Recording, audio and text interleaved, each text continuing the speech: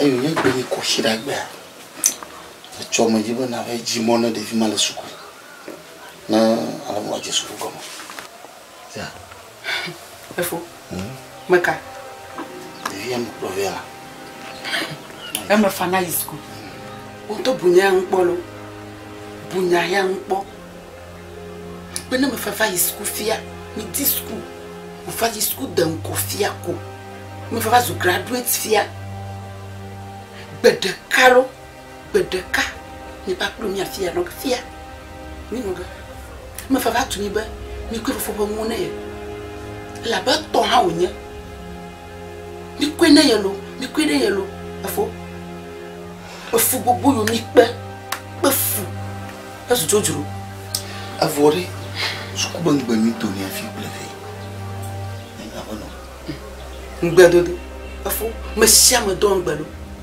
me sia me don gbe danaleji enya ko ire ewe don gbe ni ben ne ye va ya pe ko yisuku e gbe fo ko mafo ha bunya mango mo to bu npola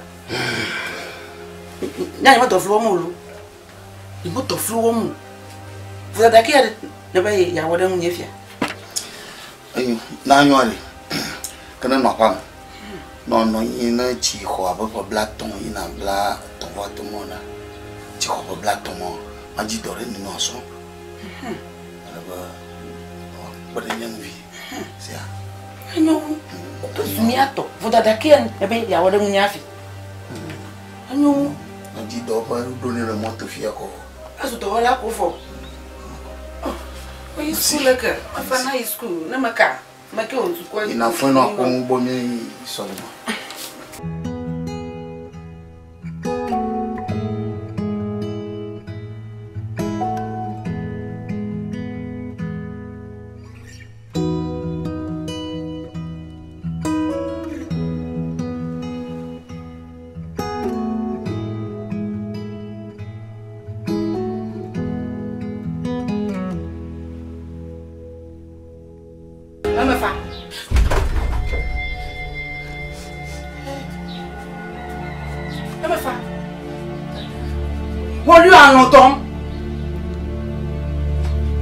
Lọ́dọ̀ ma fa ma fa ada mo ne ma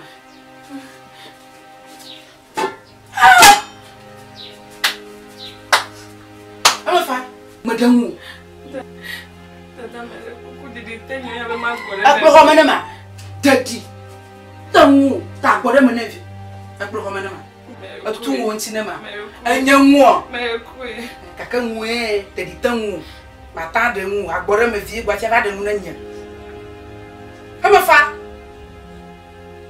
tanya ndom nam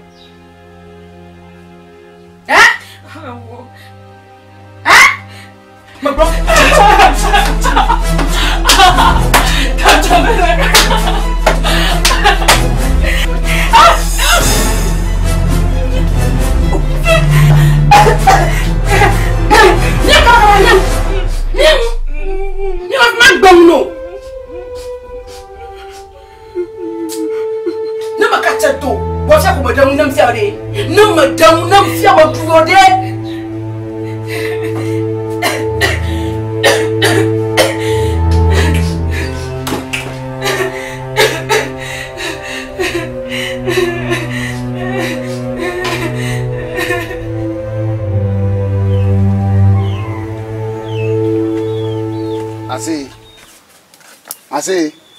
Assez. Oh, ada de tengu ma ba mlo ire khoma. Foda. Oh, non. Wezo. Yo, mi fwa. O mo fa sende ya. Labo mi. Si tu veux garo tia mon jere. Tu ko va jo. Million bla over de kepe ko mo po. Ya. E mo ma toju ma dogbenu. Ma kan ko ma ajoyi. Nchamele susuo echokra de mebe ma yo afi akai gamele kapomovie mo yo le susuo be ne ma unlo ma ba ne ma basra ni pone nche ma po me fara chote mi pele jo le fi ko ni me ka po cho me fa li ni licencié me fa do le fom lolo mi ne koko we cho nga nya mo so mo no kamo kwa ma plebe skwa yi oh am fa nya gban lo ase si cho gla gbedo ne de je na nkule la am fa nya gban la ti cho do lo e nya gbolo kaka wo dudu poko ye le gban amena level ene ele me gbedo mo da abuna ju wuya mara ke beto anwo fonko mo bi ne de dia na e to no gbolo la mo be ni si choko gbagbedo no de dia na nkule la ha ule boy ne pe fia bonyo la mo bonyo ti cha do lo e be nya gbolo no de do ko no le gban wa mara ke mo ga de dia nyu interview amale to agbo aga hanga madakele yen to asinye wa ga keje be ne ba tasi che ne ba po to mi egbo ke won to na pe alolo we koko we to dada yo gele de pe la wele yo no bla vo de ke como tempo ho wa ko ya sia fo we gan vuvu melio nkeka madu amasumu tamakpo mogbera sia ko shira me da ma odi o kemo wa nga klo gavi agbe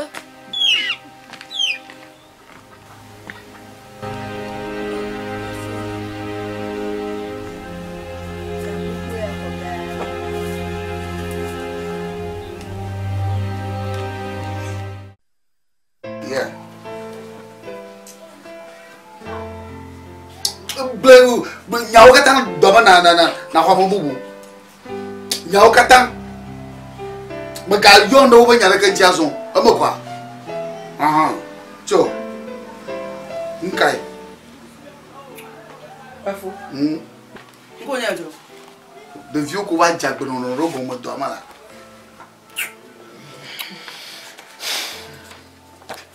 amafa fikiri tia gato fia amafa dada Fafi bon Fafi lequel la ka ah oui gada xom ba daga rek ko na ko dina ala ko ma ci la xom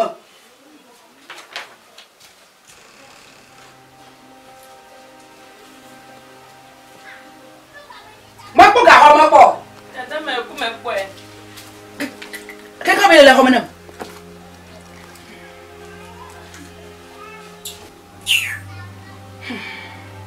ga o ko ho mo vie e huro gala alo tatana la ah oui sam ko ga ya ina jono amafa ma ta tule na menya ko ta ka chofu afi na fa o amafa on tonya hodi on tonya Sophia piam ato gari na gbe ni banye mebe na ko ga kokko vede na va fifi la hi amafa fifi la hi vai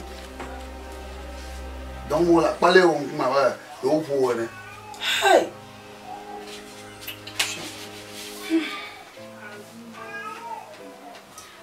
afo de viu ka be anomu le to ya no fiade me de ofure gane mo dade de mama ko nga en korea vena vima achu ya kumo ko don ko ne de vieux kwa afo e kumu shang toto do bana manyaga ko nyakpa no fudan ko ni sure no fudan ko na ya ko ma wanda ble ko mase kwa mo geta sure ya ba ma nyefia kwa do jo we mo do do mo kwa kaba amre kama ta fa no modi amu no munye dia kaba mo to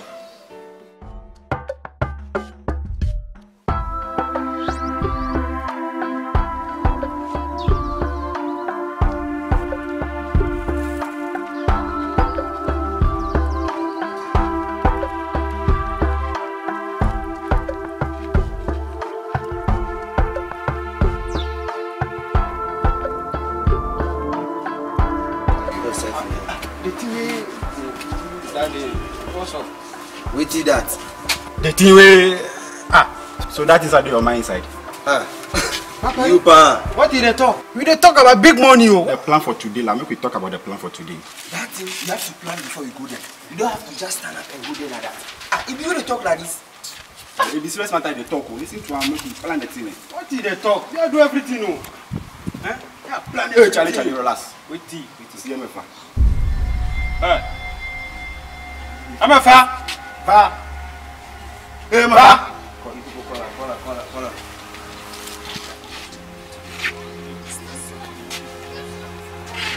Basia.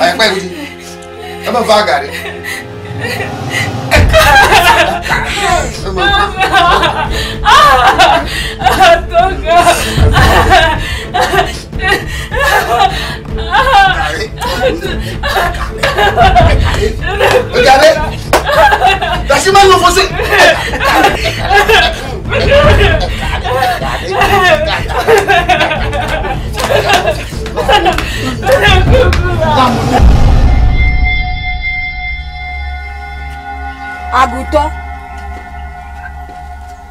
Ase. Ande kan ya ko gala jujo tule.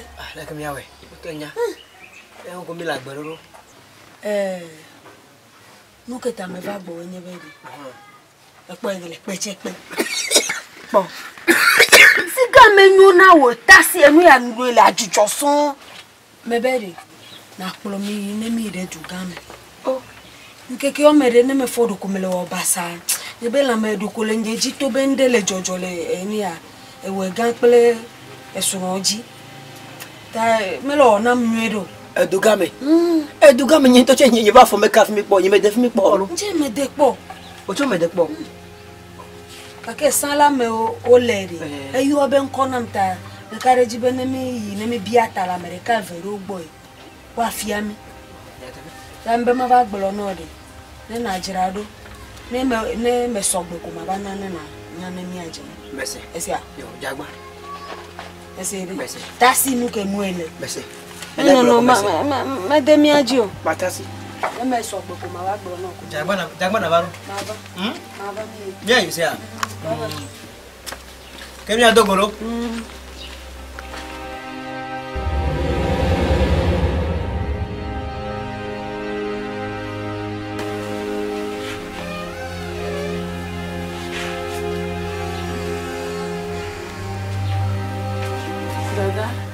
Mais continue. Ndi fond. Mais écoute, nke jo. Tada, mais écoute, ce que ta me va boire. N'y avait school nya. Après que on to enye ho pa kle to ga me va nye profele kope me. Mi bene nye be me va fi ma va yisu kwa jiga ke. Pede kai ke ina ni me senyale ke chos kunya won ya be ma bi obe susuka ele.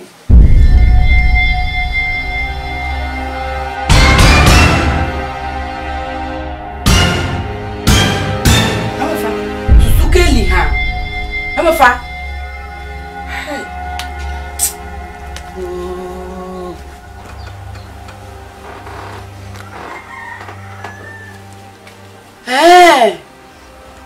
Yesu de ha. Wo ji makpla kofwe via. Ni ekplotu afuchi ma me ve. Me mi aja gba won. Pe nem da. Anye bia ma nye fiti to dagbe. Do fe ni nye bia be de. Nya bo susu de ha. Susu abu jinam. Susu abu jinam e ma fa. Ke jo ha. On va se sobu jinam. Nke ga jo. On va tumasi ya. Koba. E no va ple to afuchi ma ma boji kokko gbo ni. O don gbe ni be no va ple kokko isukue. Ta va sere fifi ya e manyara ke masa mota. Mi apo susu de ha. Oh. Ama fa. To glima we to glima. Ama fa we to glima ha. Ah? Susukeli ha. Ka wono wo to bo kuku fama o dadi aku o hedu amegbo ko wo twene a garo le moya. Amo fa. Ajibi amagbedira. Amagbedira. Amagbedira we nyama gbomala. Amagbedira we nyama gbomala. No ple kwa fifa.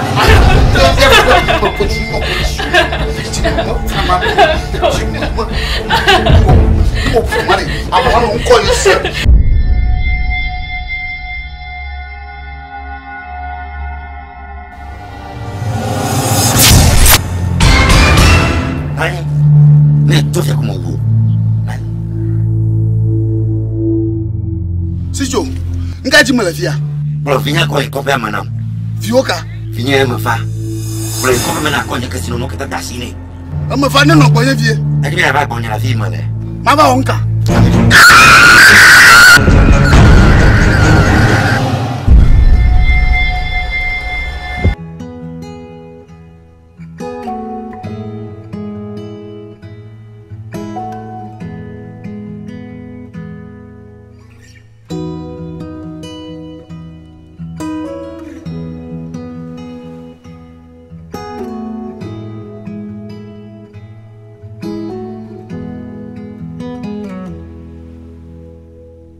Bada nenanyi namulo lava klom ya fide no nyebe vi bada nenanyi namulo lava klom ya fidelo bada nenanyi anama lava klom ya fide no nyebe vi bada nenanyi namulo lava klom ya fidelo to vino vyo ko Afo. okla manyo ko Nke wo.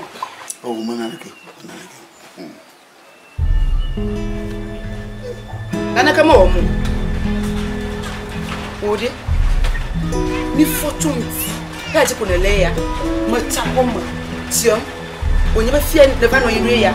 Onye ba na kama ya omu. Afo. Eh? To do vene manaleke we mola. Ah.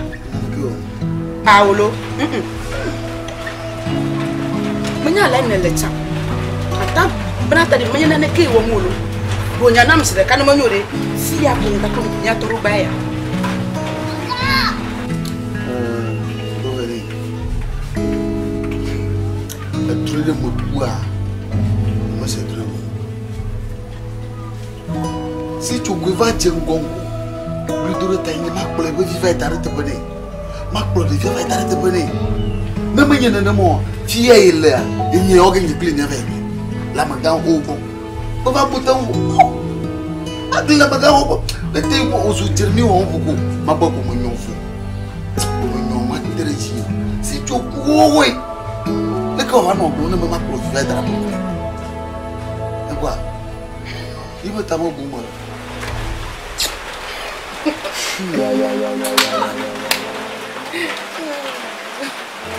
Ta drain na kwene wo duku wala kadara tie. Ho. Afo, dre kwe. Aya, dre. Oh, me dre ko. So, afo ku drama ku ku na view. Me sama ku dre. Me Jonya, mo dre ko. Afo, dre ko na ku. Leka onya. Mia pe fu de nku kekeke a. Mia kwita sene me fa vidi so e a. Aw.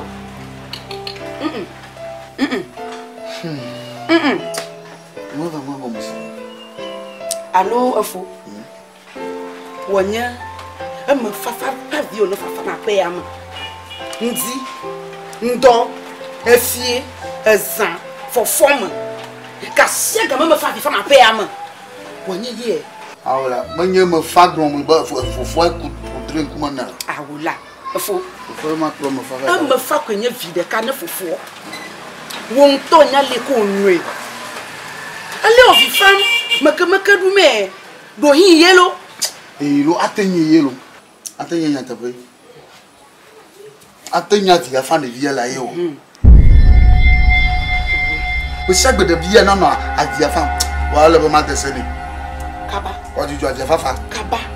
Ti ka yin dore. Ele ho ma. Vie na. Amafa. Jo. Amafa. Ye nyo ko ni. Mayo. Jamade. To. Ka to. Amafa. Jineni e banu yo ya ko ya ma. Ati ato shirika. Kulana.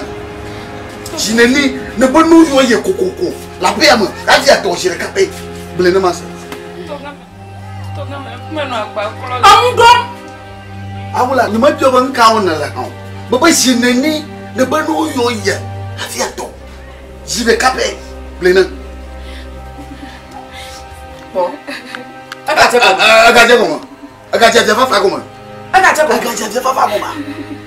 Fa. Jo ati ka. Ma kwasi ko to ju ngbo no fiade. Mu kata ko an kutu wa blara ngam. Anu no fendi e fendo kusu afafien. Ma ya ko ma gaje fa ma. O bo ti to gbaji avie no fa fa be ma. Avie na fa. Ka ma gbo. Leke mo gbo no. Passa ni. Aba fa miam. Aba fa. Ama ore di ba avia toton. Tama ore ya. Aba gbo na ba avia, ibanga di fa ga so. Aba fa. Agbe ene ko ene go ma yima. O ba ju avia, aga o ma wa ke ko kasi ju ko ke ko kasi ju ko to aba fa miam ma la na ene ko o to gbonya na ma se Toga me ko na ga fa na ni fa ga so ma ga fa ga so ma un dire no ko ba ga je fa ga asi to mo te me ga fa ko ani le ka de je mo e je mo to fliga no ba ti le ko ta ma do toi dia là tu te réveilles au moment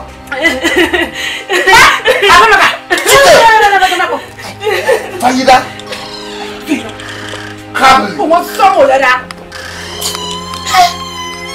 le dia là on a dit doit faire fali Afo Ati ta la fois bien le mo nywa mo ga ku drama ka ko de dia me ta de gam le ma de tam to no vient be die le vieux be chaque pas vivant il est venu sous nous bobo mo du won ko masito le ko ma we ah merci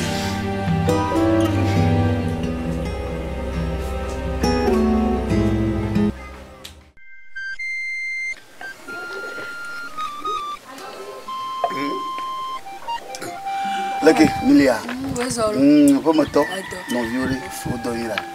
Il faut dormir là. Leke nye dugame. Ah, au milieu. Me fade. Oh allez, c'est ça. Faut c'est ça. Faut c'est ça.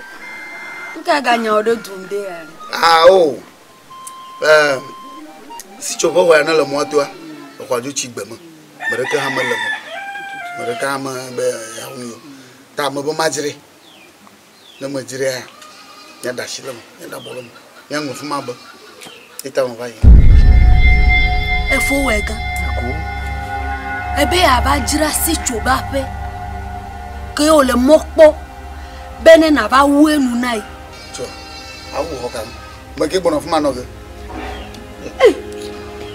Nyere ku mo ma na na nya. Ala ba mo kpo mo ho, me na bele nya mo kpo mo ho.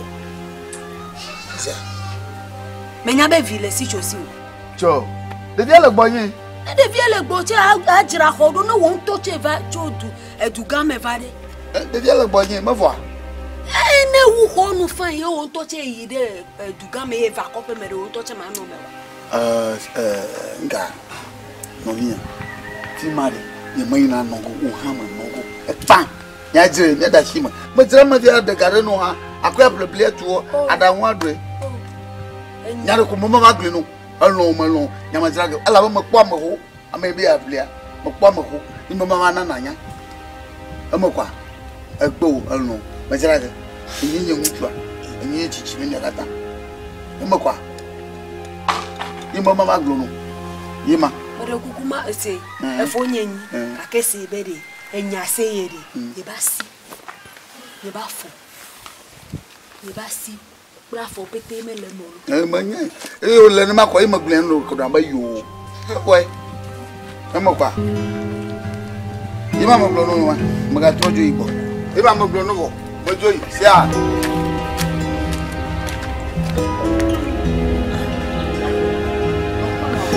Ko ka le ko na ko. Nenanyina mulo lava klom ya fide Nonye bevi bada Nenanyina mulo lava klom ya fide lo Ebada Nenanyina mulo lava klom ya fide Nonye bevi bada Nenanyina mulo lava klom ya fide lo Etonye bevi o poco chie Oga meni o kodie Gato gato poco tizan Oblea menio codigo doña le bada Nenanyina mulo lava klom ya fide Noña bevi bada Nenanyina mulo lava klom ya fide lo Doña bevi o poco chie Oblea menio codie Gato gato poco tizan Oblea menio codigo doña le bada Nenanyina mulo lava klom ya fide Noña bevi bada boda Nenanyina mulo lava klom ya fide lo Bada Nenanyina mulo lava klom ya fide Noña bevi bada Nenanyina mulo lava klom ya fide lo Bada Nenanyina mulo lava klom ya fide Noña bevi bada boda Nenanyina mulo lava klom ya fide lo Vino yo poco chie Oka menio kodie